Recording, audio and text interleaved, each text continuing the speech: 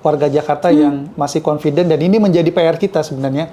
Bagaimana meng-convince warga Jakarta untuk shifting dari penggunaan air tanah kepada air Pamjaya. 10.000 calon pelanggan baru yang gratis. Halo Tribuners, bersama saya Oktia Rani dari Tribun Jakarta. Kali ini saya sedang berada di Perumda Air Minum Jaya atau yang kita kenal dengan Pamjaya. Nah, kali ini saya tidak sendiri, tentunya saya ditemani dengan Pak Syahrul Hasan selaku Direktur Pelayanan Pamjaya. Halo Bapak, selamat siang. Selamat siang, Mbak Okti. Apa kabar Bapak hari ini, Pak? Kabar baik. Semangat terus. Semangat terus, Alhamdulillah. Pak, sebelumnya saya mengucapkan selamat dulu nih kepada Pamjaya karena telah masuk ke 15 perusahaan CSR terbaik Pemprov DKI Jakarta ya Pak ya? Alhamdulillah. Atas doa warga Jakarta. Atas doa warga Jakarta nih Tribuners.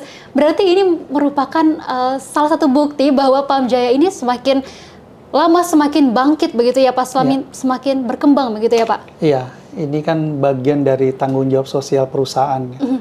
Bahwa memang apa yang juga menjadi bagian dari proses bisnis di internal kita, kita juga ada tentunya laba yang kami dapatkan, kewajiban kita tentu men-share kembali berkaitan dengan tanggung jawab sosial tadi. Itu, dan fokus kita memang ke stunting dan juga ke anak-anak sekolah. Salah satunya itu. Bapak berbicara soal masyarakat nih, terutama di Jakarta sendiri. Kita tahu bahwa air ini menjadi kebutuhan pokok masyarakat, terutama warga Jakarta.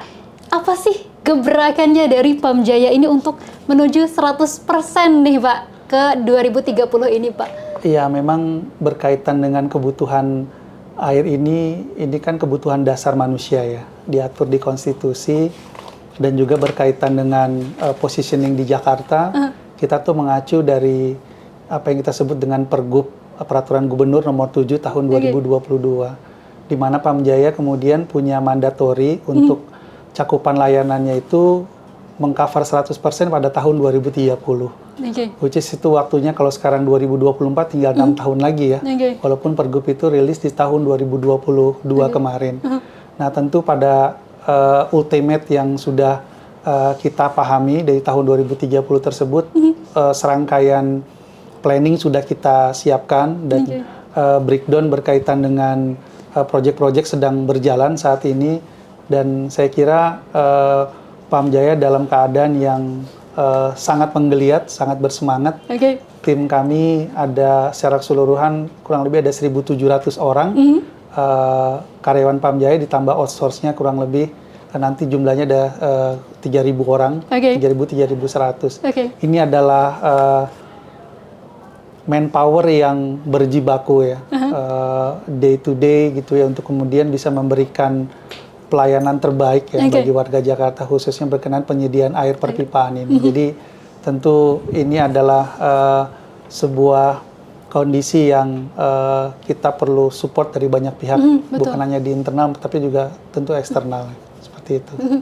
Pak, berbicara soal target nih, target 2024 ini kalau tidak salah Pamjaya ini akan membuka 77.000 sambungan baru nih. Sepertinya target ini tuh 3 kali lipat ya Pak. Karena penyambungannya tuh terbesar sebelumnya kalau tidak salah 25.000 dan targetnya 77.000 ya Pak. Betul.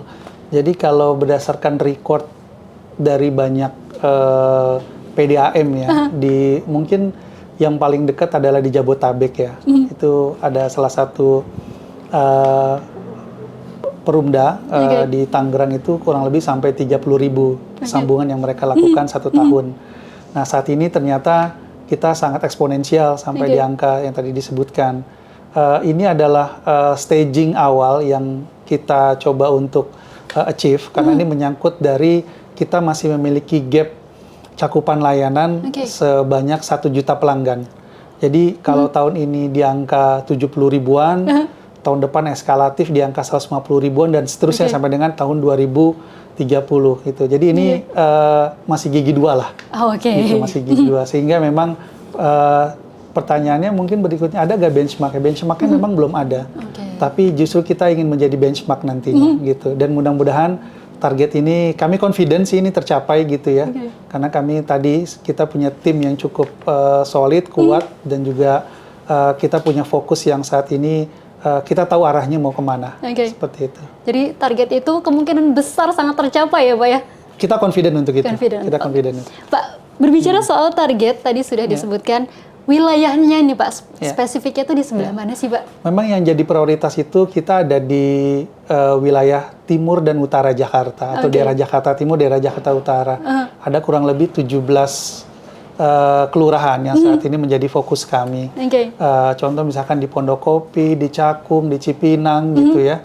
Yang itu adalah target di mana pertanyaannya mungkin kenapa di wilayah timur dan utara Jakarta. Betul. Karena memang saat ini kita masih memiliki kekurangan air sebanyak kurang lebih 11.000 liter per detik. Nah, kekurangan air 11.000 per detik itu adalah gap yang harus difulfill oleh Pamjaya untuk memenuhi 100% cakupan layanan. Karena kebutuhan sesungguhnya warga Jakarta di angka kurang lebih 31.000 liter per detik. Existingnya 21.000 liter per detik. Nah, itu yang tadi saya sampaikan di 17 kelurahan yang kurang lebih ada di Pondokopi, Cipinang, Cakung, dan seterusnya di wilayah tersebut, itu memang staging awal dari kita menyebutnya dengan SPAM Jatiluhur, sistem penyediaan air minum perpipaan di daerah namanya Jatiluhur 1, yang instalasinya atau WTP-nya itu saat ini sedang dalam progres pembangunan. Itu dibangun di Kota Bekasi, dekat beberapa kawasan mal di Bekasi yang berdekatan dengan Jakarta. Nah, nanti ketika air masuk sebanyak 4.000 liter per detik yang kita mulai di bulan Oktober 2024 ini, ya staging nanti ya 208 liter dulu sampai dengan menyentuh angka 4.000 itu, maka ketika produksinya sudah disiapkan, distribusinya kemudian dioptimalkan, maka mau nggak mau adalah wilayah prioritasnya yang dekat-dekat dulu dari situ, yang seperti tadi saya sebutkan. Jadi nanti pengembangannya tentu sampai dengan ke utara dan barat Jakarta. Nah, ini yang tadi 77.000 itu poinnya adanya di wilayah-wilayah tersebut. Gitu. Jadi memang pertanyaannya terus bagaimana dengan warga Jakarta di luar dari itu? Boleh aja, nggak masalah. Tapi kalau kebutuhan airnya kita saat ini memprioritaskan di wilayah-wilayah tersebut. Seperti itu. Pak, dari beberapa wilayah yang sudah Bapak sebutkan tadi, apakah ada tantangannya nggak sih Pak buat Pamjaya ini Pak? Tentu ya, tantangannya sebenarnya yang paling berat bagi Pamjaya untuk kemudian warga Jakarta mau untuk menjadi pelanggan Pamjaya, kompetitor terbesarnya adalah warga yang masih menggunakan air tanah. Nah, warga yang masih menggunakan air tanah, dia confident menggunakan air tanahnya gitu ya. Karena beberapa hal. Yang pertama, diasumsikan bagi warga Jakarta yang masih menggunakan air tanah adalah merasa bahwa air tersebut tidak berbayar. Padahal kan konversinya ke biaya listrik ya. Betul sekali. Yang bisa menggunakan token atau biaya bulanan. Itu bisa dihitung komparasi ketika menggunakan air Pamjaya. Karena air Pamjaya itu kalau kita bicara harga, itu Rp1 per 1 liter. Bisa dibayangin Rp1 per 1 liter, kewajiban Pamjaya sesuai dengan Permendagri itu memprovide kurang lebih adalah di 10 meter kubik atau kurang lebih di 1.000 liter per bulannya. Nah, makanya dari kondisi itu kalau tadi hanya Rp1 kan sudah kelihatan harganya berapa. Abodemen kita juga masih sangat minim, dari 2007 juga kita belum ada kenaikan gitu. Jadi kalau kita konversi itu kepada biaya amat sangat kecil sebenarnya. Gitu. Tapi problemnya adalah ini masalah kemudian warga Jakarta yang masih confident, dan ini menjadi PR kita sebenarnya. Bagaimana meng-convince warga Jakarta untuk shifting dari penggunaan air tanah kepada air Pamjaya. Seperti itu. Berarti yang secara tidak langsung, secara langsung bahkan itu adalah keunggulan daripada Pamjaya itu sendiri ya Pak? Betul. Sebenarnya ini yang kita mendorong warga Jakarta untuk menggunakan kami, air minum perpipaan, menggunakan Pamjaya. Karena kita saat ini sedang dalam kondisi yang ingin dari sisi kualitas, kuantitas maupun keterjangkauan, saat ini kita sedang speed up menuju ke arah situ ya. Dan tadi saya sudah sampaikan bahwa di 2030 kami yakin bahwa kami bisa deliver 100% cakupan layanan yang saat ini posisinya di 67 tuh 100% 2030, yang kedua dengan 1 juta pelanggan gitu ya. Jadi ini yang membuat kita di internal nih sangat semangat untuk mendeliver itu sebenarnya. Makanya kami mau ke depan menjadi perusahaan PDAM atau PAM yang menjadi benchmark bagi seluruh PDAM se-Indonesia. Tujuannya seperti itu. Pak, berbicara soal target 100%, ini sangat menarik sekali karena pelayanan air bersih warga Jakarta ini tentunya Pam Jaya tidak bisa sendiri, Pak. Betul. Apakah butuh stakeholdernya seperti apa, Pak Syahrul? Ya, stakeholders Pam Jaya tentu multi ya. Pertama tentu Pemprov DKI Jakarta. Karena ini Perumda, perusahaan umum daerah, 100% kepemilikannya di bawah Pemprov DKI Jakarta. Kami menyebut dalam regulasi kami gubernur sebagai KPM kuasa pemilik modal. Sehingga memang ini membedakan antara perusahaan daerah dengan perusahaan umum daerah. Dan ini kemudian yang juga memberikan percepatan kami dalam hal-hal yang sifatnya kebijakan strategis dalam konteks misalkan minta persetujuan atau ada hal-hal yang sifatnya memang kami perlu arahan dari Pemprov DKI Jakarta. Yang kedua tentunya adalah legislatif dalam ini DPRD DKI Jakarta. Nah, tadi kalau di Pemprov itu kan turunannya ada beberapa OPD, organisasi perangkat daerah seperti Dinas Sumber Daya Air, regulatornya adanya di situ. Kemudian ada Dinas Bina Marga berkaitan dengan utilitas. Kemudian ada Badan Aset berkaitan dengan optimalisasi aset Pemprov yang saat ini kami ingin mengoptimalkan dengan menggunakan sebagai lahan reservoir gitu ya. Atau kemudian dengan Badan Pelayanan Terpadu Satu Pintu berkaitan dengan proyek-proyek kami yang butuh perizinan. Jadi memang stakeholdersnya multi. Itu dari sisi pemerintahan baik legislatif maupun eksekutif. Tentu juga secara keseluruhan adalah warga Jakarta. Biar gimana pun ketika kami sedang melakukan aktivitas pekerjaan di lapangan, baik itu yang sifatnya perbaikan terhadap kondisi yang ada di lapangan, percepatan pekerjaan, dan itu kan bersentuhan semuanya dengan warga Jakarta. Dan pada poin ini kami tentu menginginkan bahwa warga Jakarta juga ikut terlibat pada poin ini dalam konteks bahwa apa yang sedang dijalankan oleh Pam Jaya ini bagian dari konteksnya sebagai layanan publik dan ujungnya adalah untuk mengoptimalkan layanan publik terutama penyediaan air bagi warga Jakarta. Sebenarnya ujungnya sih ke situ. Jadi tadi berbicara soal 100% tidak hanya Pam Jaya sendiri tapi juga butuh pemerintah pusat juga para pemerintah warga. Pusat juga betul. Saya tambahkan stakeholders lainnya juga tentu pemerintah pusat ya, dalam hal ini yang saat ini kita punya engagement dengan Kementerian PUPR. Tadi saya sebutkan ada namanya SPAM regional dengan Jatiluhur 1 itu adalah SPAM yang di-endorse langsung oleh Kementerian PUPR gitu ya. Sehingga memang banyak sekali yang kemudian punya irisan dengan Pam Jaya karena biar gimana pun Pam Jaya statusnya saat ini masih sebagai ibu kota, gitu ya, sampai nanti kemudian diberlakukan. Nah, tapi poinnya adalah bahwa ini kita ingin memberikan layanan yang terbaik bagi warga Jakarta. Kami sekali lagi bahwa realize, sadar, dan dalam keadaan yang betul-betul ingin memberikan optimalisasi pelayanan bagi warga Jakarta karena kami berangkat sebagai perusahaan layanan publik ya. Pak, jadi tadi sempat mendengar bahwa call center di 1.500-223 ini muncul untuk memanjakan pelanggan, begitu ya Pak ya? Jadi memang kontak center 1.500-223 ini baru kita launching, belum ada setahun, yaitu di tanggal 10 November 2023. Mungkin bertanya kenapa dia di launching tanggal 10 November, karena itu Hari Pahlawan. Jadi semangat perjuangan, ya semangat pengorbanan, gitu, semangat ingin memberikan yang terbaik bagi negara, bagi warga Jakarta itu sengaja kita launching di tanggal itu dan kita juga selenggarakan tempo hari di Tugu Monas.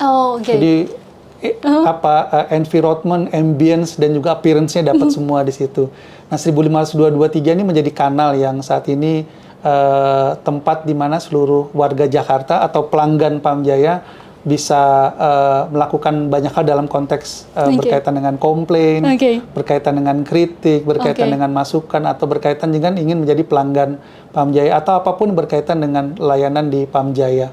Jadi ini satu situasi yang kami hampir 25 tahun memang kontak center kami terbagi dua ya, karena memang ada mitra swasta kami yang menjalankan atau mengoperasikan sistem penyediaan air minum selama 25 tahun. Oke. Tapi kita memulai dengan langkah yang saya kira tepat, menggabungkan dulu kontak center supaya apa? Supaya integrasi berkaitan dengan kepelangganan dimulai di kontak center ini dengan 1500 223.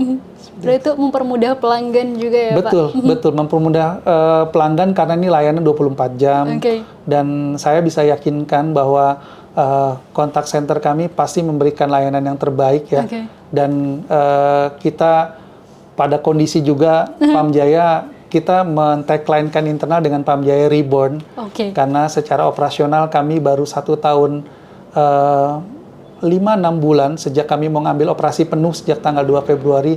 Jadi berkaitan dengan ini kami juga dalam posisi continuous improvement, masukan dari stakeholder, dari masyarakat tentu akan menjadi amunisi yang positif untuk kita untuk melakukan terus perbaikan ke arah yang lebih baik. Oke, Pak, berbicara tadi sudah kita sebutkan ada call center. Iya. Lalu apa sih Pak tawaran menarik dari Pamjaya ini sendiri, terutama untuk calon pelanggan begitu Pak? Iya, memang target 70.000 itu target yang amat besar ya. Betul. Sehingga kami tentu harus juga mengambil angle atau mengambil cara di mana kemudian warga Jakarta mau jadi pelanggan Pamjaya. Shifting dari air tanah kemudian menjadi perpipaan.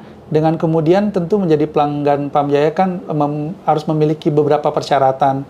Yang persyaratan itu salah satunya adalah adanya biaya sambungan baru. Oke. Atau kita menyingkatnya biaya sambar, biaya sambungan baru. Itu variannya cukup luas gitu ya, dari mulai yang 600.000 sesuai dengan kelas atau kelompok pelanggannya sampai yang angkanya lebih dari itu. Nah, salah satu yang kami provide saat ini adalah kami menyediakan 10.000 calon pelanggan baru yang gratis. Kita provide dengan gratis 10.000 calon pelanggan baru. Kenapa? Karena kami ingin juga warga Jakarta dalam tanda kutip gitu ya, berduin-duin menjadi pelanggan Pamjaya.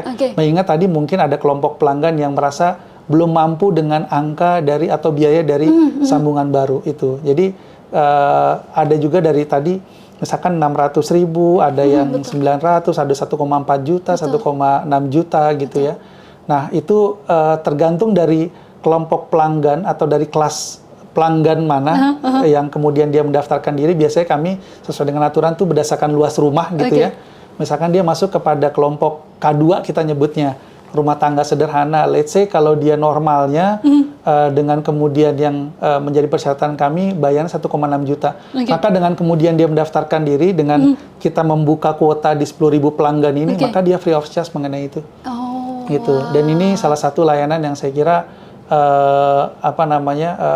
terima kasih teman-teman Tribun mau mendorong ini juga tentunya gitu ya, karena kita tentu perlu terus mempublikasikan berkaitan dengan salah satu campaign yang sedang kita jalankan ini gitu.